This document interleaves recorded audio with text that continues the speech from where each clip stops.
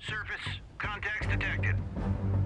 Alright, hello everyone, welcome back to Let's Play Sea Power. Scope. So, in a previous video I did while playing through the sub-duel scenario, I discussed a bit about the Mark 48 torpedo. Maneuvering out. And in this video I want to examine how the game models the damage it causes to surface ships. 0. So I've used the mission editor here and put together several targets out there. And there's two LA-class submarines, the Bremerton and the Salt Lake City, on either side of the targets. They're going to shoot torpedoes at them. So we're starting off here with destroyers and a merchant vessel, and we're going to gradually move up to larger vessels. Now remember that the game is still in early access, so things are, of course, subject to change. Engage. I've started with destroyers and merchants because we have photos and actual footage of sink exercises, or SINKEXs, with these things. Now the idea with the Mark 48 torpedo is that it goes underneath the target and detonates a 650 pound explosive, a PBXN, which is equivalent to roughly 1,200 pounds of TNT, plus whatever unused fuel is left in the torpedo. When this detonates underneath the keel, the explosion creates a massive void in the water and snaps the keel of the ship, which is like breaking the spine. Without the keel, the ship cannot really support its own weight, so by breaking the keel, you almost always fatally damage a ship. So the explosion essentially lifts the ship out of water, causing hogging, and the collapsing air bubble will cause the ship to basically fall back down into the water and cause sagging. Then the water rushing back into the void produces further upward force into the now broken ship. So it's usually pretty catastrophic. Now we have here a Gearing-class destroyer, USS Hamner. This was in commission from 1946 to 79. She's roughly 3,550 tons. And following her US service, Hamner was sold to Taiwan in 1980, where she was reconfigured as the guided missile destroyer, the ROCS Yunyang. And she was finally retired in 2004 and used in a sink exercise. Decoy out.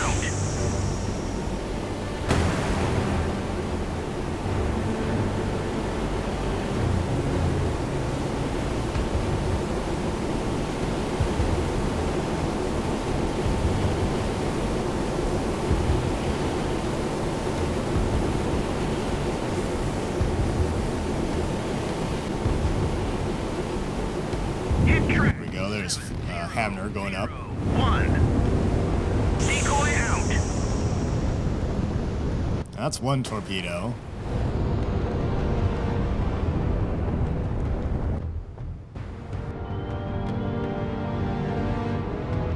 And she got hit with the second one, and yeah, she's definitely going down now. But it probably would have only taken one to sink her.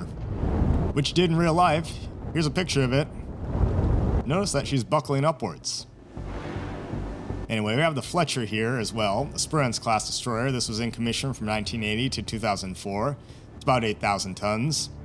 The submarine HMAS Waller sank Fletcher with a Mark 48 Mod 7 Seabass on 16 July 2008 during RIMPAC 08. This is actually the first shot of a live Mod 7 of the Mark 48. Track 7002.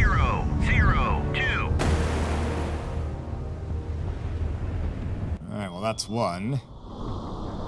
Something to note here. The torpedoes are impacting the side of the ship. Unlike what the real Mark 48 is meant to be doing, which is going directly underneath it and detonating.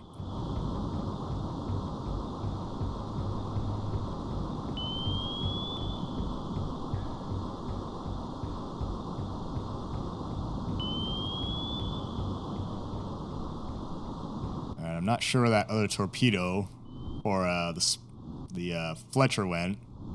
Engage track. I'm going to shoot at it again. 002. Whip it away. Track 7002. Alright, those two torpedoes are still headed for that merchant. It's just a general cargo ship. Interestingly, it's operated by a Kiki from Kiki's delivery service. This is simulating the new Carissa, which was a dry bulk carrier that ran aground off Coos Bay, Oregon in February of 1999 and broke in two. The bow section of New Carissa was eventually towed out to sea, They ended up having to detonate like 400 pounds of explosives on it and shoot it full of like a bunch of 5-inch shells from USS David R. Ray, but even that did not sink it. It only took Bremerton putting a Mark 48 torpedo into it, and she finally sank in about 10 minutes, or at least the bow section sank. I think like 10 years later or something, they finally got the stern section off the beach. But let's see what a Mark 48 will do to it.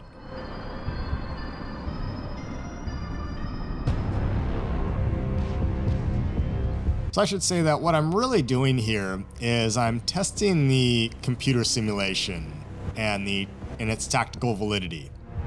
Now, as I mentioned in a previous video, Sea Power is not really a tactical simulator. I mean, you can do tactical scenarios in it, but it's more of an operations simulator, which takes place at sort of the 15,000-foot view, not the boots on the ground view. Hit track 700. That looks like it hit her right astern. So I guess the ultimate question is, can we really expect the graphics and physics engine of this game to model something in such detail? Because it's not designed for that. Well, it took about 2 for her. There's a shot of the bow section being torpedoed. So in a way, I've already kind of made the whole purpose of this video moot, because I'm using the simulation for something it's not necessarily designed to do. And additionally, when using computer simulations, there's a danger of drawing the wrong conclusions for them.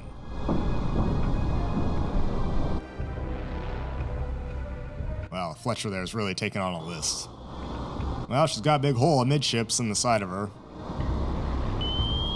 Now, in his seminal work, The Art of Wargaming, the late wargaming theorist Peter Perla writes that computer games are difficult to call true war games because, quote, no computer system can do more than allow us to explore the implications of our own assumptions as embodied in the computer programs. And regarding artificial intelligence, Perla notes that AI is not really the danger, but replacing humans with AI is. AI opponents are valuable because they allow the human player to practice in a synthetic environment and become good at the game. But the problem is that when you're only playing against the machine, you develop a very sterile practice and habit. So effectively, we're really only looking at what's embodied in the programming here. Well, Fletcher got sank there, and we've got actual footage of this. About 1 to 2 torpedoes to sink her. Let's see what it really looked like.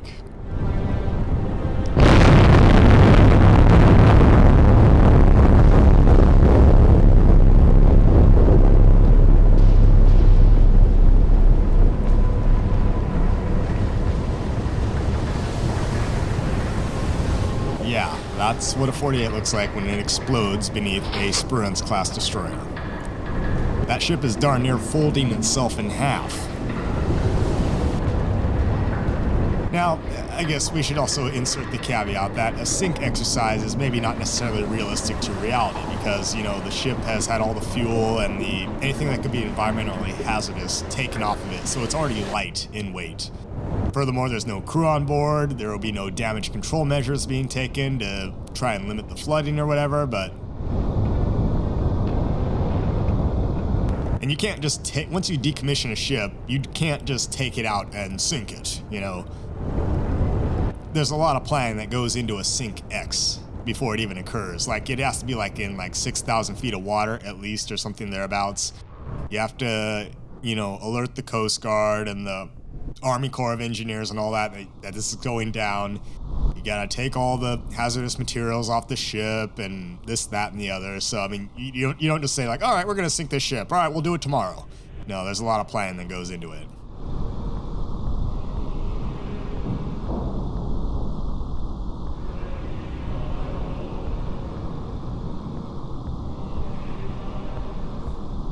Well, there goes the Fletcher. Anyway, so regarding AI, the computer is not going to do something truly creative or off the wall unless all of a sudden it like glitches out or something.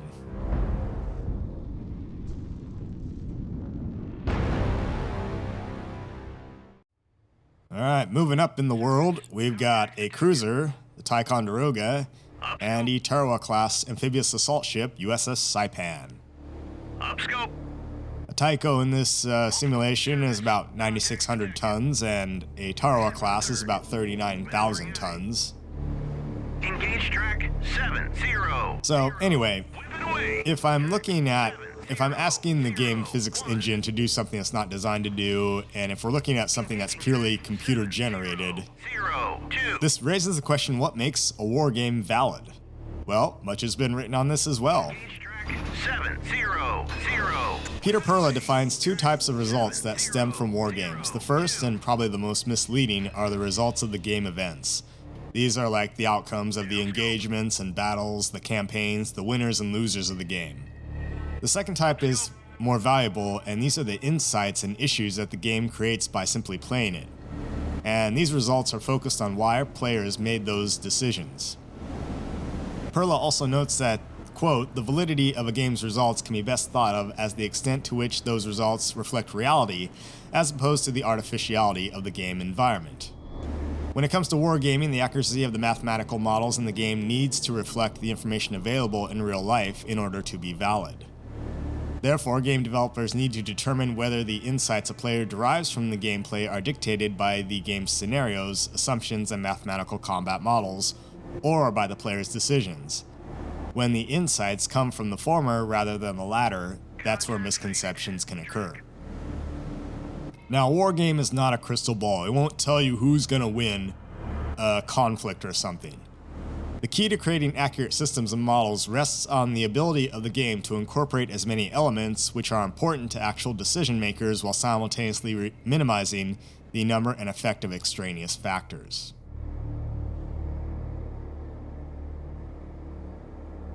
Alright, so we got our torpedoes headed to the target there.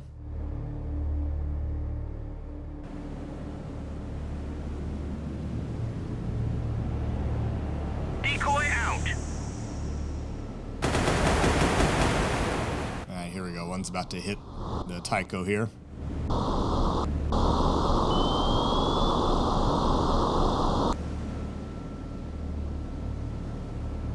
Contact faded. Hit track 7001. You should have another one coming up. Decoy out. Yep, more big holes in the side.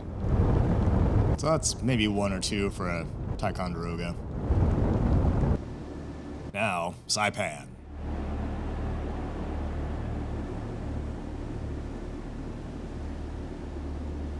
Hit track 7002. It also really raises the question is, what good are war games anyway? There is a tendency to confuse the results of war games with systems or operational analysis, or SA or OA as it's sometimes called. And that's when you take the results of the game and you crunch the numbers to derive a real-life conclusion. Perla writes that good wargame analysis is more like exploratory science or historical research than actual systems analysis. Good wargame analysis is more about careful observations of the game process than it is about the tabulation of all the numbers and data and the results. The mathematical models used in the game are important, but the numbers are best used as inputs to the game process rather than as definitive outputs and results. And this is because wargames are not really good at producing answers to technical or quantitative questions. You wouldn't use a wargame to crunch the numbers. That's not a good idea. Wargames themselves are only a tool and an imperfect simulation of reality at that. Now, a lot of people use the term wargame, exercise, and systems analysis interchangeably, but they're all actually different. When you think of like a bunch of tanks and ships and aircraft and actual men running around in the field and engaging in mock combat, that's technically a military exercise where you actually deploy forces into the field. Wargames, on the other hand, occur on like a tabletop or on a computer like we see right here. It's in a very controlled environment. Then you also have the systems analysis, like I said, where you crunch the numbers and the data. So Perla defines a cycle of research involving war games that analyze human decisions, exercises that examine actions, and systems or operation analysis that crunch the data. 0. All of these three things are tools in the overall research process. You won't get a very full picture unless you start using all three of them.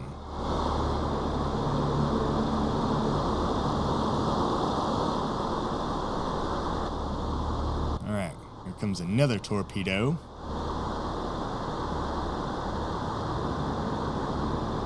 So kind of to conclude my thoughts, based on what Peter Perla has to say, the strength of wargaming lies in their ability to explore the role and effects of human decisions. The weakness of wargames is that they cannot recreate the physical conditions of the situations that decisions would be made in. Hit track 7002. Alright, did we sink it? She's got a fire on her.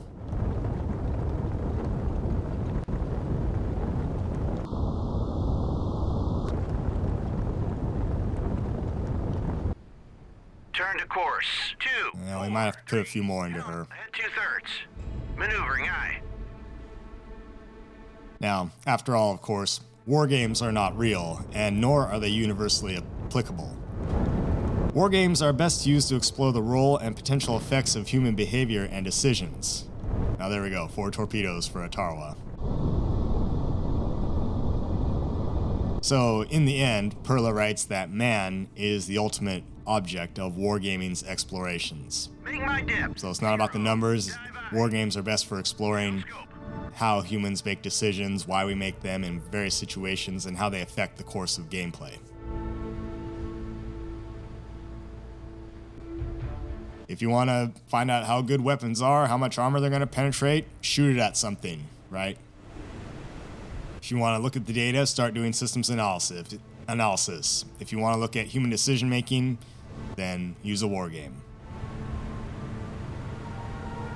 So again, just to reiterate, it's like whatever I'm doing here is I'm attempting to do some version of like a military exercise and systems analysis here, but it doesn't matter because I'm using the wrong tool for the job here. But in the game anyway, it's taking roughly this number of torpedoes to sink these targets.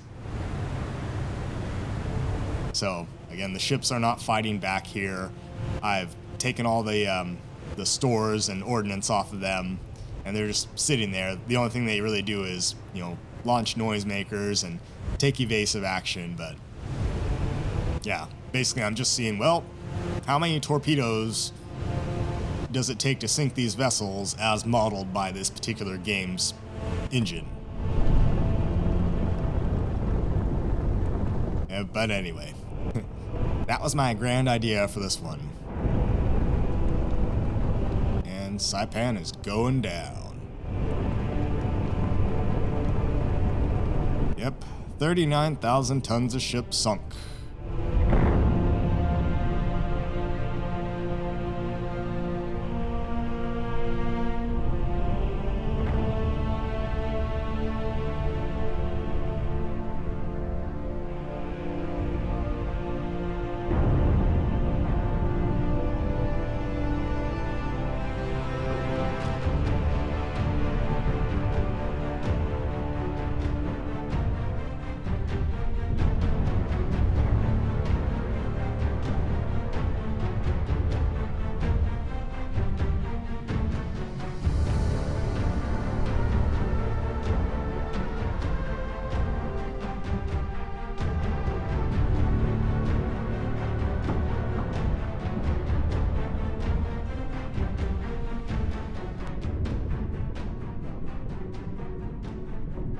Well, the fishies are going to be happy. We're creating an awful lot of new reefs in this game.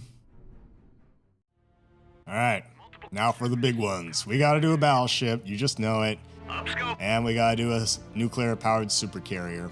Upscope. Multiple. Engage track 7. Alright, shoot them. 0. Whip it away. Track We got here in Iowa, 7. 0. and we've got here in Nimitz. Engage track 7002. Engage track 700. Whip it away. Track 700. Yep, about 58,000 tons of battleship. And the Nimitz there. It's about 100,000 tons.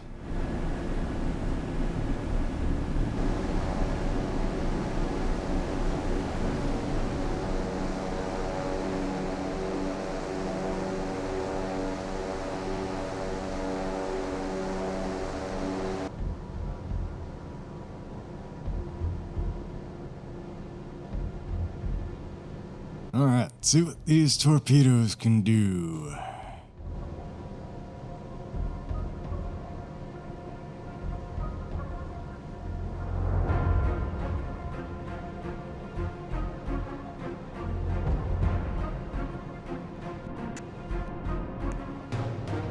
Hit track 7001.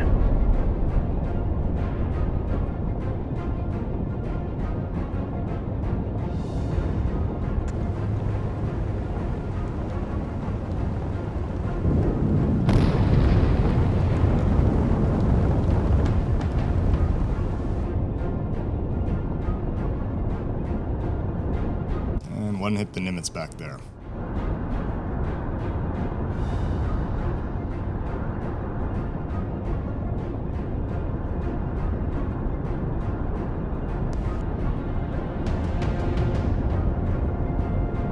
Hit track 7002.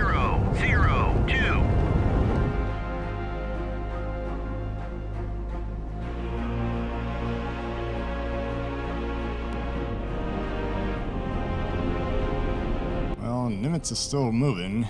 She's backing up. Doesn't want to hit the Iowa there. Iowa, on the other hand, looks like she's about to sink.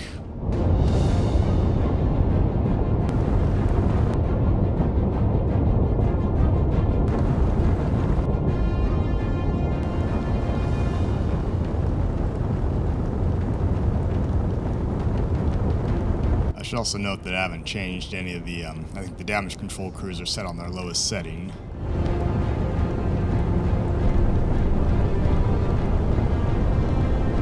And Iowa's going down. Whether or not two Mark 48s could sink a 58,000-ton battleship is debatable. Since they're exploding against the hull, most of the force of the explosion would simply go up and out of the water.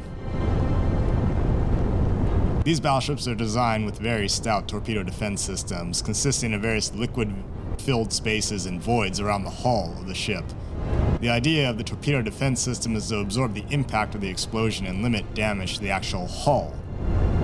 Whether or not a torpedo breaking the keel of a battleship could sink it, well, that's another story. But Iowa here in this game, at least as of now, it goes down with two Mark 48s.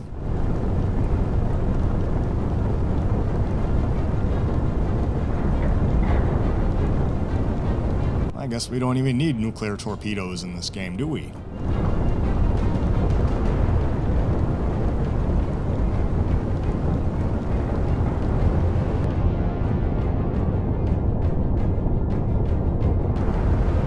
And in the back of my head, I can hear the battleship fanboys screaming and crying.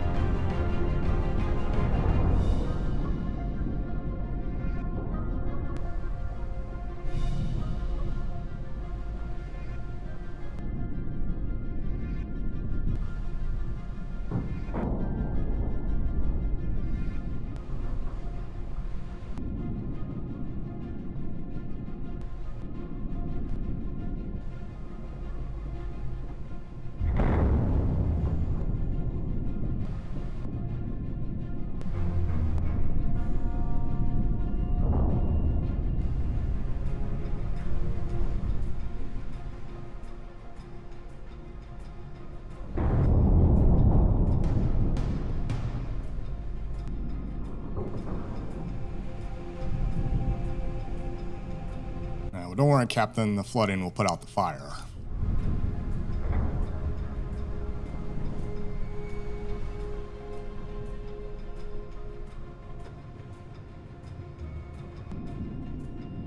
Alright, now along with the Iowa here, the supercarrier here is even larger. 100,000 tons. Some of my colleagues have claimed that you could sink a carrier with one Mark 48 torpedo. But honestly, I call BS. A World War II carrier that's about 30,000 tons, yeah, possibly it would take only one Mark 48 to sink it, but a 100,000 ton Nimitz-class supercarrier? Bear in mind that this thing has a significant reserve of buoyancy. There's a lot of compartmentalization in it, and it probably has some pretty good damage control measures. But I don't know. I'm not aware of any carrier, supercarrier that is, that's been sunk by a single torpedo. Maybe breaking the keel of a carrier would sink it. It might be accurate. But then again, either way, we don't have to outright sink these ships to still render them hors de combat. Damaging a carrier enough to force it back to port into dry dock for repairs is still a mission kill, and it's still one carrier out of the fight. So you don't even need to outright sink this thing if you can put it into dry dock for a while. But again, this game only seems to model Mark 48s as detonated against the side of a ship's hull and not underneath the keel. And as mentioned before, the graphics and physics engine in the game probably is not designed with that level of detail. After all, we're not playing Silent Hunter here, where you could actually do that. Track 7002. Ahead 1/3. Maneuvering aye. But even then, when I did play Silent Hunter, I did sink the Yamato battleship with my Mark 14 torpedoes, some of which, as I recall, detonated under the hull of the ship. And even that, it took more than one to sink it. Can't remember, I think it took me like 10 or so torpedoes to finally sink the darn thing. But yeah, this is not Silent Hunter. And a Mark 48 is a bit more powerful than a Mark 14. Not to mention it probably works better. Alright, Nimitz has a fire on her. Have to put that out. Repaint the hull. Hammer out the dents. Engage track 700. Whip it away. Track 7002.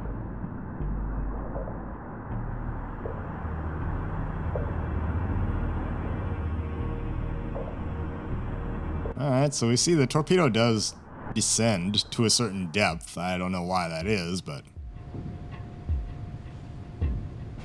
it's still going to hit the side of the hull, though. Hit track 7002.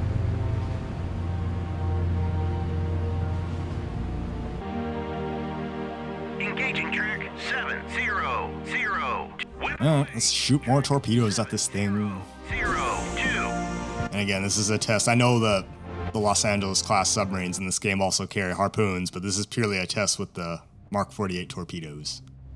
Hit track 7002.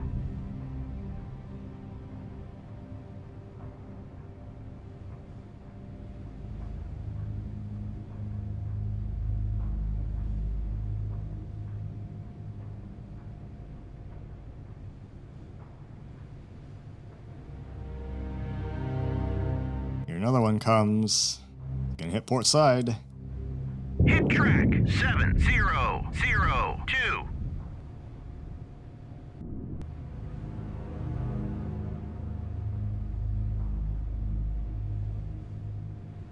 Dang, we're gonna end up blasting holes in this thing.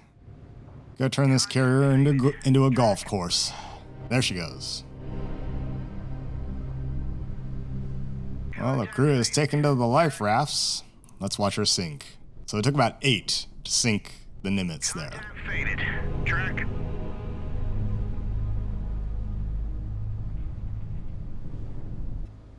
And again, this is with all the crews of these ships, their damage control teams being set to like the most novice level, so New air. Contact detected. they didn't deploy any anti-submarine aircraft or weapons at us.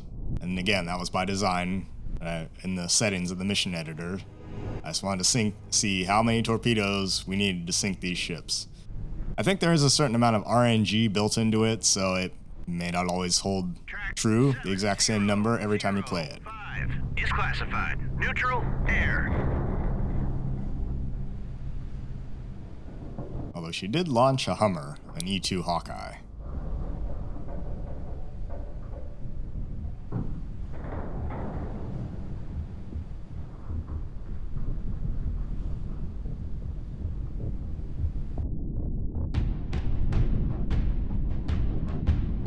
Boy, I must say, those aircraft are really strapped down to the pad eyes there on deck.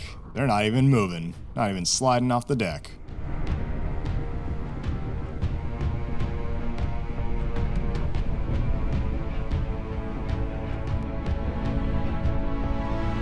Doesn't seem like many life rafts deployed for a supercarrier like that. You think there'd be more. In fact, look at the crew on deck. See, not only are the aircraft on Nimitz really disciplined, but the crew. These are the best sailors in the Navy. See those green shirts right there? Yeah, next to the Tomcat. They didn't even flinch. Took 8 torpedoes, these guys didn't move an inch. That is discipline right there.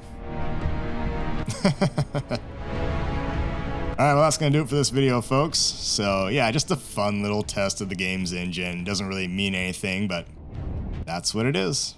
See you later.